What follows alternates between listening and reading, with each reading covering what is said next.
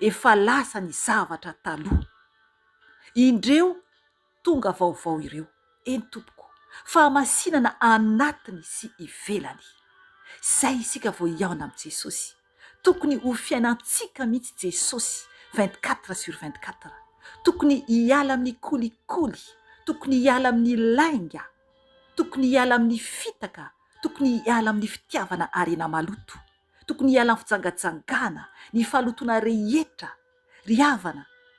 Raha ohatra mbola miaina amin'ireo isika dia tsy hiaona mihitsy amin'i Jesosy, satria tompoko, maro tamin'ireo ny fiainako teo aloha, maro tamin'ireo.